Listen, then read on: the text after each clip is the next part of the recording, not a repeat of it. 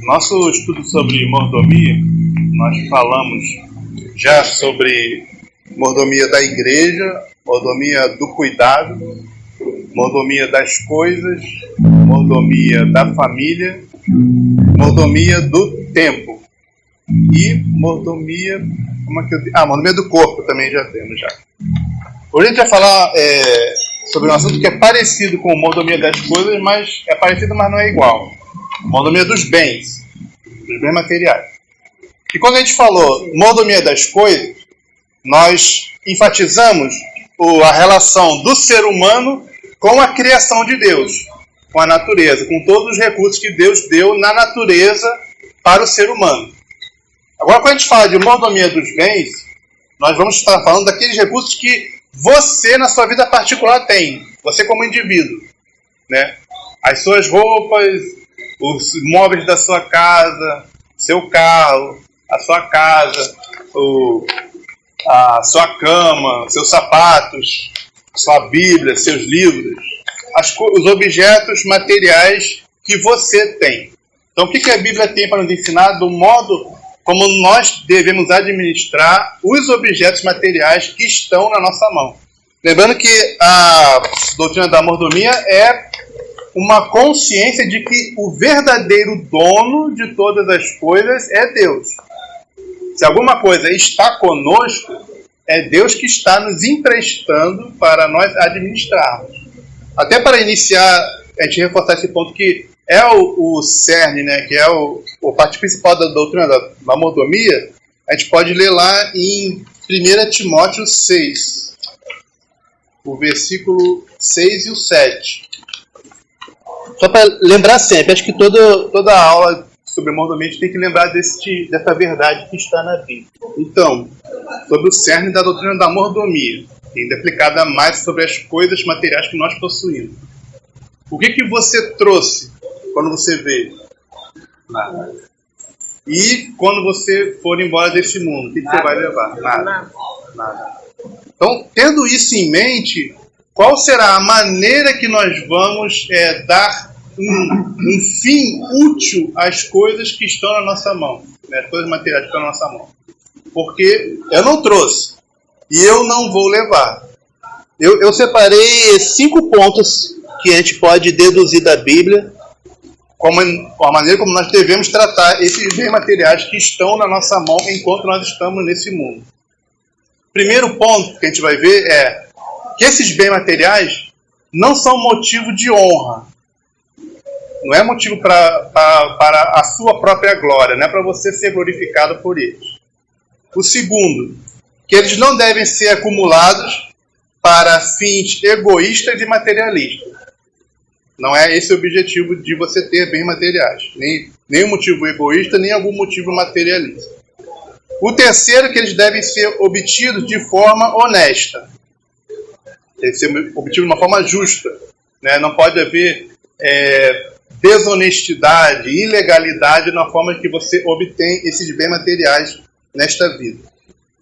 O quarto, que eles devem ser direcionados a um fim útil. Eles devem ser úteis. E você deve direcionar eles com bondade e generosidade. E o quinto, que a quantidade deles deve ser limitada pela sua modéstia. Existe um valor bíblico chamado modéstia, que vai limitar a quantidade desses bens materiais que nós vamos possuir nesta vida. Modéstia, e também tem uma palavra chamada frugalidade, né? É você limitar aquilo que você realmente precisa. A gente vai ver os textos bíblicos que falam sobre esses 5 pontos aqui. Não é motivo de glória, não é para ser... Não pode ter um fim egoísta, tem que ser obtido de forma honesta, tem que ter um fim útil e deve ser limitado pela nossa modéstia. Vamos ao comentário até agora? À vontade, tá? Pode falar a qualquer momento. Então, primeiro, não é motivo de glória os bens materiais. A gente pode ler no versículo 1 Coríntios 11, versículo 22, uma repreensão que Paulo está fazendo à igreja de Corinto sobre o modo como ela celebrava a ceia. 1 Coríntios 11, 22. Qual é o contexto? A ceia do Senhor naquela igreja era celebrada junto com um jantar comunitário. Que nem que a gente fala aqui na nossa cultura, é festa americana, né? Cada um traz uma coisa, aí junta de todo mundo, e aí as pessoas vão se servindo. E aí junto com esse jantar comunitário, tinha a ceia do Senhor. Naquela igreja se fazia assim. Mas acontecia que alguns membros da igreja, que tinham um recurso material maior, estavam trazendo muita coisa. Em vez de cada um trazer uma coisinha só, eles estavam se trazendo muita coisa, assim. Você chega lá e 40% da mesa uma pessoa só que trouxe, 60% da mesa uma pessoa só que trouxe. E aí Paulo faz essa pergunta aí no versículo 22. Qual é a motivação de vocês para fazer isso? Está trazendo assim, além, uma abastança muito grande ali. Quem pode ler? 1 Coríntios 11, 22. Então ele perguntou, isso aí que você está fazendo, e trazer uma grande abastança para fazer um banquete, isso é mais próprio você fazer na sua casa. Porque está falando nesse versículo aí. E qual é a motivação de você fazer isso? Vocês vão envergonhar os que nada têm? Quer dizer, vem a pessoa, traz um monte de coisa, vem outro que trouxe só uma coisinha de nada, ou nem trouxe nada, não pôde trazer. Ele seria envergonhado. Então, a capacidade de nós adquirirmos recursos materiais, de objetos, seja comida, seja qualquer outra coisa, ela não pode ser usada para a nossa glória. E tem que ser usada de uma maneira que eu não constranja as pessoas que têm menos do que eu. Não é certo, né? Paulo está repreendendo eles. Vocês vão envergonhar as pessoas que não têm nada, né? Não é certo eu usar os meus bens, meus recursos materiais de uma maneira a envergonhar as pessoas que não têm aquilo. Só para mostrar que eu posso comprar, só para mostrar que eu posso fazer. Certo? Esse é um modo errado de se usar o recurso material e a capacidade financeira que nós tivermos, né? A gente tem que ter assim, uma sensibilidade, né? Um amor, né, pelas pessoas, né? Uma empatia. Se colocar no lugar do outro, né, como Jesus fala, né? Se eu estivesse no lugar dele, né, sabendo que ele tem uma capacidade menor financeira que eu, como é que eu me sentiria vendo a pessoa esbanjando do meu lado e tal? Então, a primeira coisa que a gente puxa desse versículo é esse. Né? Não é para... Eu devo evitar ao máximo envergonhar as pessoas que possuem menos do que eu. Aí alguém pode falar assim, não, mas a gente aqui, a gente é pobre, a gente é classe média baixa, né? Mas sempre tem alguém menos, né? Sempre tem alguém que tem menos do que a gente. Sempre vai existir a pessoa que possui menos capacidade financeira, então o modo de nós usarmos tem que ser com essa sensibilidade em relação ao próximo, certo? Com certeza, biblicamente, como a gente está vendo aqui, a função dos bens materiais não é essa, não é você se orgulhar deles, não é você se exibir, né? Não é você ostentar, como se fala aí hoje em dia. Na verdade, é uma afronta, né? Você ficar ostentando as coisas que você tem, é uma afronta aos que não têm. Né? É uma ofensa, é uma humilhação. Né? Você está humilhando as pessoas à sua volta que têm menos que você. E, com certeza, é extremamente desagradável. Né? Você está convivendo com uma pessoa que o assunto dela são coisas que engrandecem a ela. Né? Então, isso mostra que o ego dela está no centro da vida dela. O ídolo, né? O Deus da vida dela é a sua própria glória. Não é a glória de Deus, né? Com certeza bem desagradável. Tem um outro texto, está em Tiago 2, que ele fala sobre essa mentalidade materialista de valorizar as pessoas pelo que elas têm, pode estar contaminando a própria igreja de Cristo. Porque ele vai falar de uma situação que acontecia naquela igreja, nas igrejas para quem Tiago está escrevendo, e que está fora aí dos princípios do Novo Testamento, né, da modéstia, da humildade. Tiago, pode ler o versículo todo, porque ele tem a ver com tudo isso, sobre o estar valorizando a pessoa pela riqueza material que ela possui. Tiago 2, do versículo 1 a 9. Quem puder ler, pode ler o texto todo. Então, a acepção de pessoas é o preconceito, é a discriminação. E aqui, Tiago está falando de um tipo de acepção de pessoas baseado na riqueza material. E que se mostra na vestimenta da pessoa, né?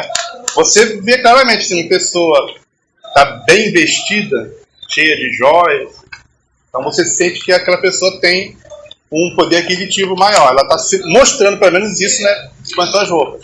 Outra pessoa com uma roupa simples e tal, às vezes o tecido danificado, você percebe que a pessoa tem um grau aquisitivo menor. E aqui Tiago falou que na igreja, para que ele está escrevendo, poderia estar acontecendo isso, deles estarem valorizando a imagem externa da pessoa com os sinais de riqueza externo que ela mostra na sua roupa. Então ele falou, se vocês fizerem isso, vocês estão pecando contra a lei de Deus, estão cometendo acepção de pessoas. Certo? Só porque o outro está bem vestido, aí você vai dar um lugar de honra para ele, e o outro que está mal vestido, você coloca ele lá nos fundos, né, abaixo do estrado, né, como fala aqui. E aí ele faz essa repreensão a estas igrejas que estavam desonrando os pobres. E aí a gente tem que lembrar o seguinte, que os valores da Bíblia, do Novo Testamento, vão ser, muitas vezes, diferentes dos valores que nós aprendemos na nossa sociedade. Na nossa sociedade, a pessoa rica, ela é valorizada. Ela até se diz assim, entre aspas, venceu na vida. Ter a abundância de bens materiais é vencer na vida pelos valores da nossa sociedade. E daquele tempo também, como a gente vê aqui. Lá naquela época é a mesma coisa.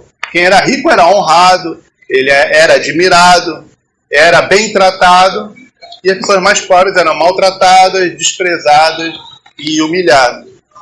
Mas quando a gente lê o Evangelho de Cristo, o Novo Testamento, a gente vê uma diferença de tratamento brutal aqui. Ao ponto de Jesus dizer, dificilmente o rico entrará no reino do céu. Aí eu pergunto assim, se nós somos discípulos de Cristo, que cremos na palavra de Cristo, onde ele fala isso, dificilmente o rico entrará no reino dos céus. O cristão deve desejar ser rico? É estranho, né? Porque se é uma coisa que dificulta, porque a abundância de bens materiais significa a abundância de mais oportunidades de pecado. O rico tem condições de pecar mais, tem mais oportunidades. Se ele quiser chutar o pau da barraca, né? Se ele quiser aloprar, ele tem condições financeiras para aloprar muito mais do que o pobre. Então ele está sujeito a mais tentações do que o pobre. E aquela quantidade de riqueza, de que ele, por meio do dinheiro, ele pode comprar tudo, ele fica com a sensação de que ele pode tudo. E se ele cometer um crime, ele lá compra o juiz, compra a justiça. Então ele se sente, né, um Deus, por causa da quantidade de riquezas que ele tem. E aí Jesus adverte que ela vai se tornando um ídolo na vida da pessoa, de maneira a tornar a conversão a Deus mais difícil do que a conversão do pobre. Né? Não que nós vamos ter uma visão masoquista da vida, quanto mais a pessoa sofrer, melhor. Não é isso. Mas é fato que as pessoas que passam mais necessidade, naturalmente, pela dureza da vida, elas têm uma humildade maior para com Deus. Inclusive, elas buscam a Deus mais do que aqueles que não passam necessidade. Porque aquele que não passa necessidade não lembra de Deus. Quando uma pessoa está sofrendo, ela lembra de Deus. Então, as pessoas que têm um certo grau de sofrimento na sua vida, ela, estatisticamente, né, quantitativamente, Jesus não falou que é impossível o rico ser salvo. Mas ele falou que, quantitativamente, poucos serão os que são salvos. Poucos serão os que vão se render a Deus, que vão se humilhar diante de Deus. Porque a riqueza vai ser uma ilusão na vida dele. Né? Ela vai se tornar um ídolo, ela vai se tornar o Deus da vida dele, vai ser as suas riquezas. Porque pelo dinheiro ele consegue tudo que ele quer.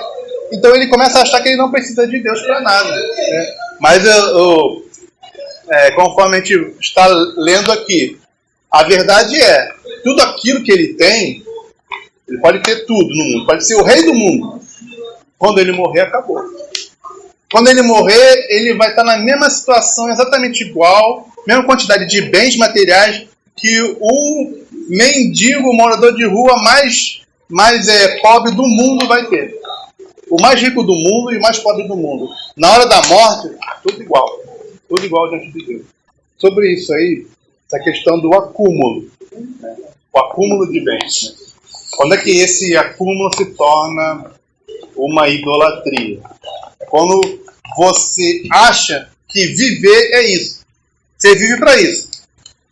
Vive, trabalha, vive, corre atrás para adquirir bens materiais.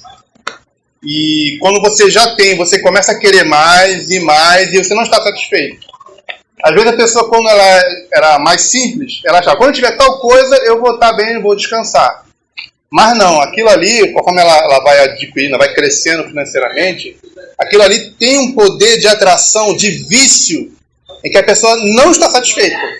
Ela já tem que precisar para viver, já tem que a família dela precisa, mas aquilo ali torna-se um ídolo na vida dela, em que ela precisa continuar acumulando e crescendo e crescendo. Porque, assim como nós dissemos, sempre existe alguém mais pobre do que você. Mas também sempre existe alguém mais rico do que você. E se o seu coração está tomado da cobiça, o coração tomado pela cobiça vai querer ter o outro. Não, eu tenho tantas lojas, mas o fulano tem mais lojas do que eu. Vou chegar lá onde ele está. A minha empresa é desse tamanho, mas o outro tem uma empresa maior do que a minha. Minha empresa vai chegar onde ele está. Então, a cobiça, ela corrói a pessoa e ela se torna invejosa dos que têm mais do que ela. Mesmo que já tenha muito mais do que o necessário para viver. Então, os muito ricos, eles competem entre si. Né? Tem 2 fazendas, eu tenho 3 fazendas, tem 10 fazendas, tenho 20 fazendas. Eles competem entre si porque eles estão tomados pela cobiça, pelo ídolo dos bens materiais. O materialismo tomou o coração deles, eles vivem para isso. E naquele estágio que eles estão cegos. Eles nem percebem mais o quanto assim, eles já extrapolaram o necessário para viver ou para a família deles, já tem o suficiente para o neto e para o bisneto, e mesmo assim ele continua querendo acumular. A gente não vai tratar dessa forma, né? Mas como se fosse uma doença psicológica, mas a gente não trata como doença, a gente trata como pecado. É um pecado de idolatria dos bens materiais. É o ser servo de Mamon, que Jesus falou. Você tem que escolher. Ou você serve a Deus, ou você serve a Mamon. E Mamon era o Deus das riquezas. Então você vai servir a Mamon, você vai estar ali vivendo para aquilo, vivendo para estar acumulando bens materiais. Tem uma passagem, Lucas 12, vocês podem ler do 13 ao 21, onde reforça esses pontos que nós estamos falando, sobre este pecado da avareza. Não é o pecado você ter alguma coisa. Não é o pecado você ter o necessário para si e para a sua família. Isso não é pecado. Agora, vai se tornando um pecado quando você começa a acumular coisas além da sua necessidade e você começar a viver para isso, viver para o materialismo, viver para possuir mais, para conseguir mais, para ser mais rico, e você nunca está satisfeito, certo? Então, quando chega esse momento que você não está satisfeito, você está tomado pelo pecado da avareza. Mesmo você já tendo o que você precisa, você não está satisfeito e tendo mais e continua querendo mais e mais e mais. Exatamente isso. Esse que é o pecado da idolatria. Da avareza, quero dizer. A avareza é uma idolatria. É a idolatria dos bens materiais. O pecado da avareza é esse de você nunca estar satisfeito com aquilo que você tem. Você querer sempre ter mais. Na verdade, até a gente pode aplicar para qualquer ser humano. Mesmo ele sendo, vamos supor, ainda da camada pobre, mas ele pode ser um avarento. Porque ele nunca está satisfeito. Ele está viciado naquilo ali. A avareza pode estar nele, mesmo ele sendo pobre. Tá? Porque tem um elemento de egoísmo. Tem um elemento de você juntar para si. Isso aqui é meu e eu conquistei e é só meu, só serve para mim. É isso. Esse elemento de egoísmo está para a gente definir o pecado da avareza. Agora pode ler aí, por favor. Lucas 12, do 13 ao 21. Então Jesus ele falou, guardai-vos da avareza, né? Desse egoísmo no acúmulo de bens materiais. Porque a vida do homem não consiste na abundância do que possui. O nosso valor, né? Os nossos valores de vida não podem ser a quantidade de bens materiais. Porque se forem, é porque eu entrei no pecado da avareza. Ele deu o exemplo desse homem que enriqueceu e disse para si mesmo, a alma tem em depósito muitos bens, agora descansa, come, bebe e folga. E ele falou, esta noite pedirão a sua alma. Quer dizer, gastou a vida toda acumulando os bens materiais nesta terra. Mas naquela noite mesmo que ele falou, agora eu vou descansar, aí, essa noite pedirão a sua alma. E aí, o que adiantou? Ele acumulou as coisas da terra. O que ele acumulou no céu? Assim é aquele que para si ajunta tesouros e não é rico para com Deus. Nós temos que lembrar de Deus neste mundo, né? Não posso deixar os deveres deste mundo, os cuidados deste mundo, sobrepujarem o lugar de Deus na nossa vida. Inclusive lá na parábola do semeador, tem um dos solos que é o solo com espinhos. E esse solo com espinhos, Jesus fala, é a pessoa que deixa, né, os cuidados desse mundo crescerem tanto, né, ocuparem tanto a vida dela, o pensamento dela, a mente dela, que ela não tem tempo para Deus, ela não tem relação com Deus. E aí sufocam a palavra, e a palavra não dá fruto na vida desta pessoa, que está vivendo somente para a sua vida material. É uma falta de moderação, né? A gente até viu na outra lição que a moderação ela é uma chave para isso aí, eu ter o equilíbrio, né? Também a pessoa não correr atrás, não trabalhar, está errado. Trabalhar pouco é errado. Trabalhar muito também é errado. Reforçando o que nós já falamos sobre essa questão de como você viver para o bem material, viver para o dinheiro, para a riqueza, acaba te viciando naquilo ali. A gente pode ler Eclesiastes 5, do 10 até o 12. Eclesiastes 5, do 10 ao 12. Quem achar pode ler. Então, quem ama o dinheiro nunca está satisfeito com ele. Ele já tem mais do que o necessário, mas porque ele ama o dinheiro. Eclesiastes 5, do 10 ao 12. Aquele que amar o dinheiro jamais dele se lhe fartará. Reforçando aqui o ponto de que o materialismo se torna um vício na vida da pessoa. Ele se torna cego para aquilo ali. Ele não perdeu a noção de que ele já tem muito mais do que o necessário para a vida dele, para a vida da família dele. Ele continua querendo mais e mais e mais e mais. Conforme diz lá em 1 Timóteo 6, continuação daquela passagem que nós lemos, ele fala, o amor ao dinheiro é a raiz de todos os males. A gente deve ter essa distinção bem clara aqui do que ele está falando, certo? Não é o dinheiro é a raiz de todos os males, é o amor ao dinheiro. O dinheiro é neutro. Você pode com o dinheiro fazer uma coisa boa, pode fazer uma coisa ruim. Ele é um objeto, ele é um recurso. Você direciona para onde vai esse recurso. Se ele vai ser para coisas egoístas, materialistas e inúteis, ou você para coisas úteis e que significam fazer o bem ao próximo ou o bem à sua família. Você direciona. É que nem uma faca. A faca você pode usar para ferir uma pessoa ou para preparar um alimento para dar para uma pessoa que está passando fome. O objeto em si ele é neutro. Você decide o que você faz com o objeto. Então o dinheiro é neutro. A quantidade de dinheiro pode ser muita bênção ou muita maldição. Você escolhe como você vai usar aquilo ali. Você vai usar para coisas boas ou para coisas ruins. Para coisas úteis ou coisas inúteis. Para coisas que glorificam a Deus ou para coisas que só saem para a sua própria glória. Como a gente falou no começo da lição, né? A questão da ostentação, de ostentar a roupa, de ostentar o bem material, ostentar o carro, ostentar as coisas que você tem que os outros não têm. Isso aí é completamente fora do espírito do Evangelho, né, do Novo Testamento. Né? Do coração de um cristão. Questão de verdade, eu até pergunto, se a pessoa tiver esse pensamento, dela usar os bens materiais para se exibir para os outros, para ser elogiada, para ser admirada pelos bens materiais que tem. Eu até pergunto, mas é mesmo convertido? Não é possível a pessoa ela focar a sua vida em tão pouco. Uma coisa tão superficial, uma coisa tão banal como essa, né? De você se exibir os seus bens materiais para os outros admirarem que você tem bens materiais. Se for um cristão, eu pergunto, é cristão mesmo? Mas como é possível?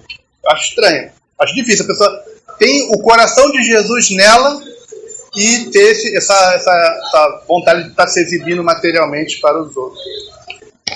Há um comentário mais? Questão contra o materialismo, ganância. Vamos então para outro. Os bens materiais, eles têm que ser obtidos de forma honesta. Se for desonesto, se for ilegal, ele não vale nada. Ele está errado na sua vida. Inclusive, a gente volta na questão da ganância, do materialismo. Tem muita pessoa que é pobre, mas se torna um criminoso, se envolve com coisas erradas por ganância, por materialismo. Não é, estou passando fome, vou roubar um quilo de arroz para comer porque estou passando fome. Isso é uma coisa. Mas tem pessoas que entram na vida do crime por ganância de coisas materiais. Até que você vê que quando eles começam lá a ganhar o dinheiro lá no negócio ilegal, aí compra um monte de pulseira de ouro, um monte de... fica se exibindo. Quer dizer, o que está no coração dele é aquela... Não é... Estou passando minha família está passando necessidade, nós estamos precisando. Não é isso não. Não é isso não. É ganância. Ganância, é cobiça. Então, antes do pecado do roubo, tem o pecado da cobiça. A pessoa está cobiçando, e por isso que ela rouba.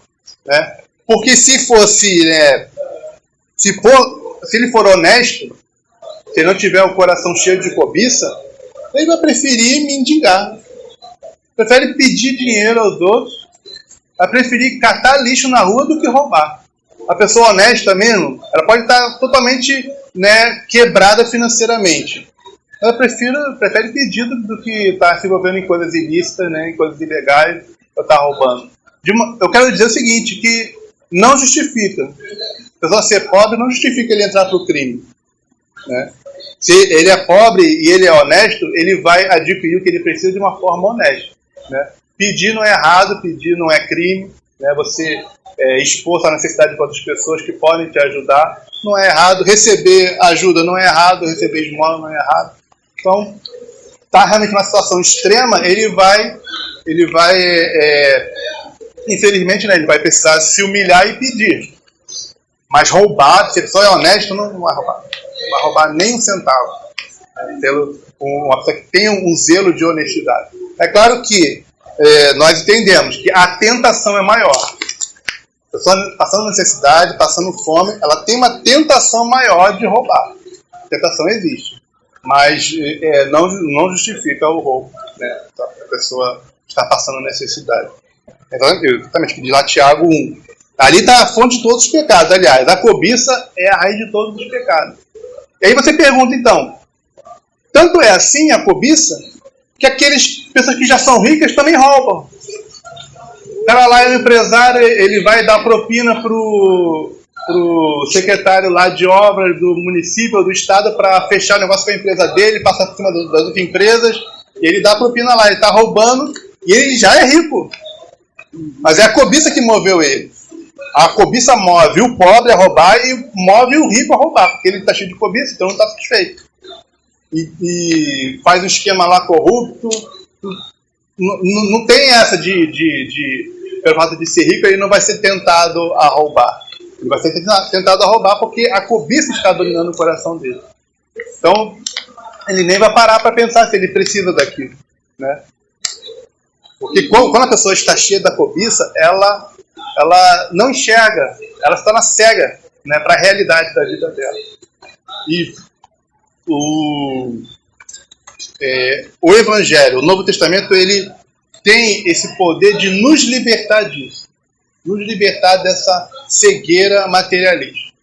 Mesmo que a nossa sociedade toda ela funcione dessa forma, seja uma sociedade que valoriza as pessoas que têm pelo que ela tem, não pelo que ela é, né? valorize as pessoas, iguale, né? Venceu na vida é ter muitos bens materiais. Isso é um sinônimo na nossa sociedade. Mesmo que seja assim, nós podemos ter outros valores. Nós podemos dizer diferente. Ele venceu na vida porque ele foi honesto, nunca precisou roubar, nunca precisou nunca foi pelo caminho da ilegalidade. Então ele venceu na vida. Cumpriu seu papel, foi um bom pai, uma boa mãe, cuidou da sua família, fez o que estava ao seu alcance para ajudar os outros. Então esse venceu na vida. Deixou um legado, né? Você falou isso, né? Deixou um legado. E deixou bom exemplo. Esse venceu na vida. Quarto ponto que a gente preparou hoje é que os bens devem ser direcionados a um fim útil, com bondade e generosidade. Conforme nós estávamos dizendo. O nosso conceito de venceu na vida não é acumulou bens materiais. Venceu na vida usou bem aquilo que tinha. Né? Usou para um fim útil. Né? Ajudou as pessoas à sua volta. Né? Fez o bem na sociedade. Fez o bem à sua família. Fez o bem ao próximo. Isso é a pessoa que venceu na vida no nosso conceito, nossos valores bíblicos. Lá em 2 Coríntios 9, 8. Quem puder abrir, abre e leia, por favor. Olha só o que diz o texto. Deus é poderoso para fazer abundar em vós toda a suficiência. Deus pode fazer você ter suficiência em tudo. Mas isso é para que você também abunde em fazer boas obras. Para que, porque você tem tudo suficiente, aí você pode ajudar aos outros. Então, esse é o fim do cristão ter bem materiais. É ele ter suficiência para si, para sua família, e tendo essa suficiência, poder ajudar ao próximo. Né? Os bens materiais são bênçãos de Deus para nós. Ele está nos concedendo, nos proporcionando uma bênção. Agora está na minha mão, eu tenho a possibilidade de decidir com que esses bens materiais se tornem bênçãos para os outros também. Como o irmão Roberto falou, se tornar um canal de bênção. Tem um texto que a gente já leu várias vezes, mas eu acho que ele é tão importante nesse tema da mordomia que a gente deve continuar lendo, o quanto de vezes for necessário. Efésios 4, 28.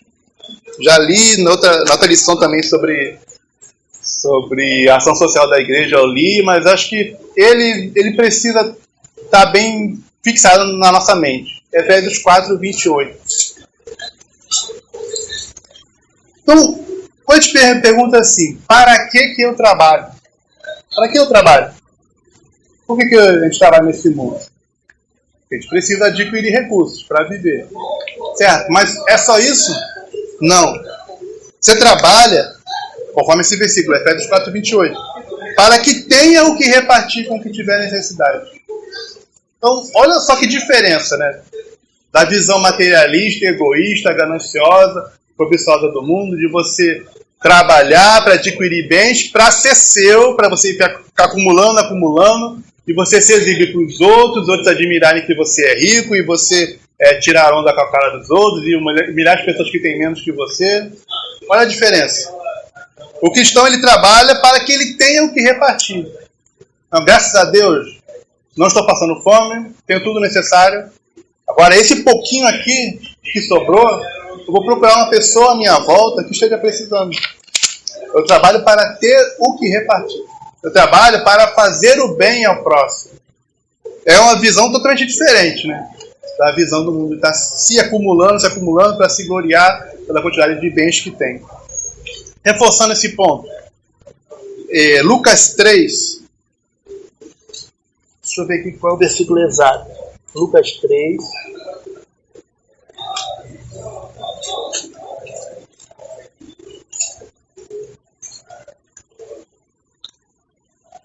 O versículo 10 e o 11.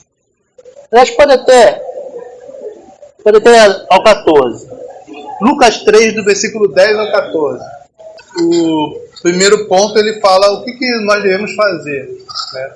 Para demonstrar que nós temos um verdadeiro arrependimento e conversão a Deus. Porque João Batista estava falando, se vocês não se arrependerem de verdade, vai chegar o machado, né, que é o juízo de Deus sobre Israel, E vai cortar vocês também. O machado tá apontando para a raiz da árvore. Toda árvore que não der fruto será cortada. E aí eles perguntaram, o que então eu devo fazer? Para mostrar que eu realmente estou me convertendo a Deus. Quem tem 2 túnicas, Deus que não tem nenhuma. Entra no nosso quinto ponto, né, da lição de hoje. Que os bens materiais para o cristão, eles são limitados pela nossa modéstia. E pela nossa frugalidade. Frugalidade é, você quer ter só o que você precisa. O que você não precisa, você não precisa ficar retendo também. Quem tem 2 túnicas, é o que não tem nenhuma. Quantas roupas realmente nós precisamos? Tá, tem 7 dias na semana, sei lá. Tem a roupa especial de sair. Quantas roupas? Quantas roupas lá no guarda-roupa nossa está lá guardada que não pretende usar, já está velha, já saiu da moda, aquele tipo de roupa. Mas tem pessoas para as quais está faltando qualquer roupa. Quem está passando necessidade não se importa que aquilo ali saiu da moda. Isso aqui é do ano passado, não está mais na moda essa roupa aqui. Para quem não tem nada, nenhuma, aquilo ali para ela não serve. Quem tem 2 túnicas deu que não tem nenhuma. Quantas roupas eu uso ao mesmo tempo? Se bem que a túnica era uma roupa assim, mais de gala, né, naquela época. Mas o princípio ele permanece. Né? O que nós realmente precisamos? Daquilo que nós temos, o que nós realmente precisamos? Se eu tenho além do necessário, esse meu além do necessário, para eu demonstrar, eu fazer as obras dignas do arrependimento, que João Batista está falando, mostrar que eu realmente meu coração está no céu, meu coração não está na terra. Então essas coisas que eu não estou usando, que eu não estou precisando, eu devo procurar saber quem precisa e a quem elas seriam úteis. E aí ele fala também que quem tem alimentos faça da mesma forma. Que tem condições de comprar mais alimentos do que o necessário para si e para sua família, faça da mesma forma. No final aqui, publicanos e soldados também perguntaram o que fazer. Aí João Batista respondeu, não peça além do que está ordenado. Né? Porque o publicano era alguém que cobrava imposto. Então ele, na sua ganância, quando a ganância chegava no coração dele, a sua pobreza chegava no coração dele, ele começava a cobrar mais do que realmente estava sendo pedido pelo governo do Império Romano. E aí eles enriqueciam desonestamente, tirando das pessoas mais do que realmente eles deviam. E o soldado aqui é a mesma coisa. Ele viu uma coisa errada ali, aí pediu um suborno para deixar passar. Nada parecido com o que acontece hoje, né? Mas aí ele fala, se é convertido, você não vai fazer isso. Você não vai pedir suborno para deixar o mal, as coisas erradas acontecer. Né? Contentados com o seu salário. E aí, entrando no quinto ponto, que os bens materiais devem ser limitados pela nossa modéstia. Como fica essa questão, né, do contentai-vos, né, para nós? Porque a gente está numa cultura consumista. Se você assistir televisão durante 2 horas seguidas, você vai ter um bombardeio de propaganda daquelas empresas que a gente vende aqueles produtos. Mas se você parar para pensar, quais daquelas coisas eu realmente preciso? Porque para eu me contentar com o que eu tenho, para me contentar com aquilo que é realmente necessário, eu preciso estar dispoluindo a minha mente. A gente tem que estar cultivando, né, os valores e a mentalidade da palavra de Deus para eu não me deixar levar. É muito fácil. É muito fácil nessa cultura consumista que nós estamos, eu me deixar levar pela propaganda e pelo exemplo do próximo e falando de tal, seu vizinho, seu parente tem tal coisa e você já sente a vontade, não, também tenho que ter, também quero ter. Mas se parar para pensar, realmente precisa daquilo ali? O cristão tem que perguntar isso. O cartão de crédito ele é uma tentação, né? E o problema dele é que você está se adiantando um dinheiro que não é seu. O cartão de crédito, você está pegando ali do outro mês, lá da fatura que você vai pagar ainda, um dinheiro que você ainda não tem. Não só para o cristão, qualquer pessoa, né? Questão de saúde financeira. Não era melhor, então, já que você, mês que vem, vai ter o dinheiro, você vai pagar a fatura, você não vai atrasar a fatura, né? Você vai pagar. Então você vai ter dinheiro no mês que vem. Por que não esperar um mês para comprar? Então esperar passar um mês, aí comprar aquela coisa, né? Em vez de você comprar com cartão de crédito, comprar à vista mês que vem. Mesma coisa, parcelamento cheio de juros, né? Você paga quase o dobro do que pagaria. Já que você vai ter, né, esse dinheiro esse mês todo, por que você não espera então? Espera, em vez de pagar agora e parcelar em 6 vezes, espera 6 meses e compra daqui a 6 meses, à vista, né? Mas assim, além do problema da cobiça, existe o problema da propaganda e tal, de uma cultura à nossa volta de que nós temos que ter e temos que ter agora.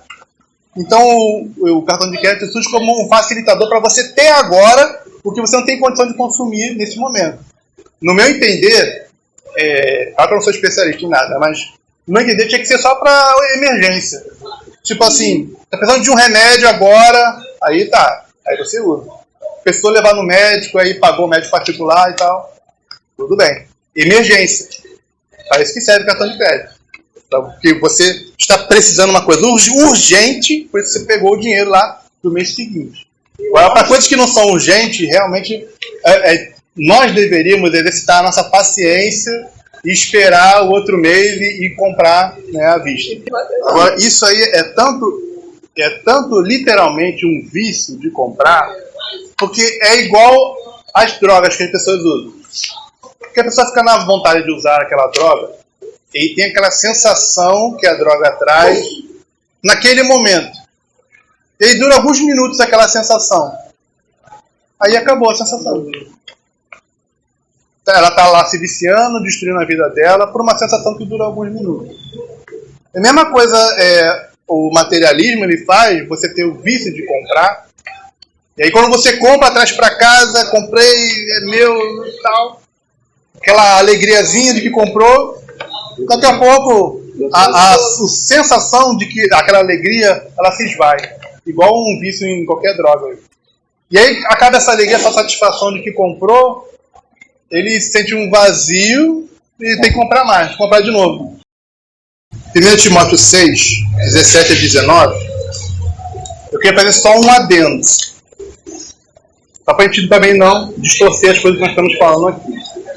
Nós estamos falando contra o amor ao dinheiro, contra o materialismo, contra o pecado da cobiça e o pecado da avareza.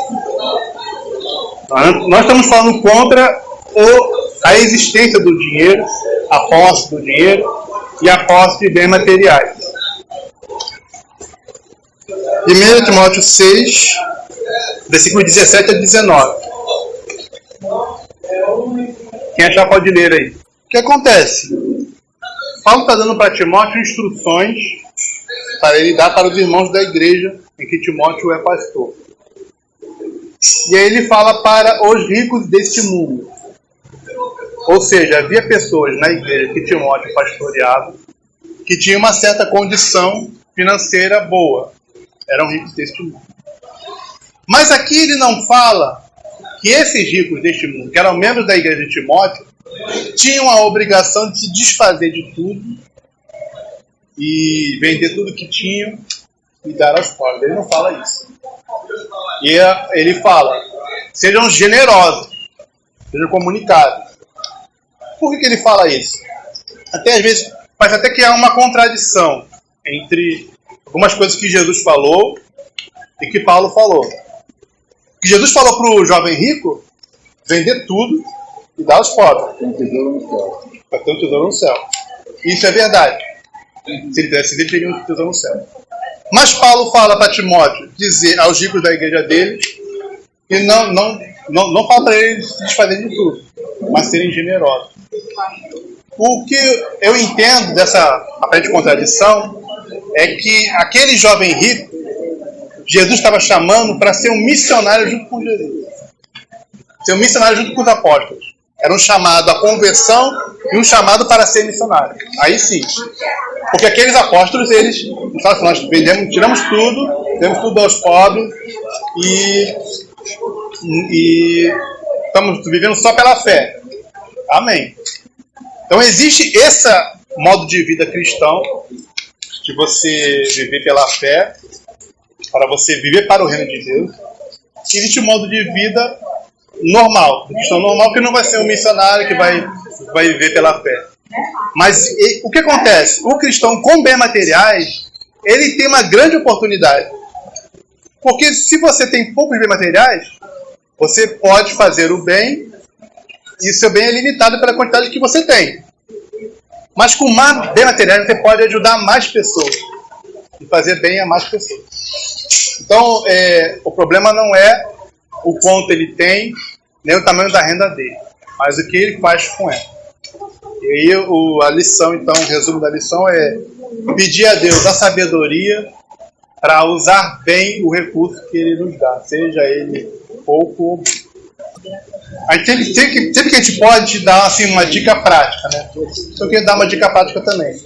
Assim como a gente separa uma porcentagem do salário para dar para a igreja, você como indivíduo, você pode fazer um trato com Deus e de uma porcentagem para ajudar quem precisa. E aí não importa se sua renda diminuir, se sua renda aumentar, você todo mês vai estar dando aquela porcentagem para quem precisa. Vamos supor, você estipulou com Deus 5%. 5% da minha renda eu vou estar dando, aonde aparecer, quem me pedir eu vou dar, ou tiver uma campanha ali eu vou dar, onde tiver uma oportunidade de ajudar necessitado eu vou estar dando. E é claro que é uma coisa assim, individual, você decide. Mas se você, assim, com a mesma regularidade que você tem com a oferta da igreja, você ter também com a oferta aos necessitados, essa é uma maneira de você estar sempre ajudando. Poderia ser. Agora, só lembrando o seguinte, a oferta para necessitado não precisa ser por meio da igreja. Você pode daí fazer por conta própria, né? Em segredo, como Jesus fala. E isso está sendo uma coisa que você está fazendo pelo reino de Deus. Porque pelo amor do reino de Deus, né, pelo amor que Deus colocou, a generosidade que Deus colocou no seu coração, você está ajudando o necessitado. Então isso é do reino de Deus também, embora não necessariamente seja por meio da igreja. Você dá por fora daquilo que você dá para a igreja, você dá para os necessitados que você conhece. Isso é um serviço a Deus também. Tá?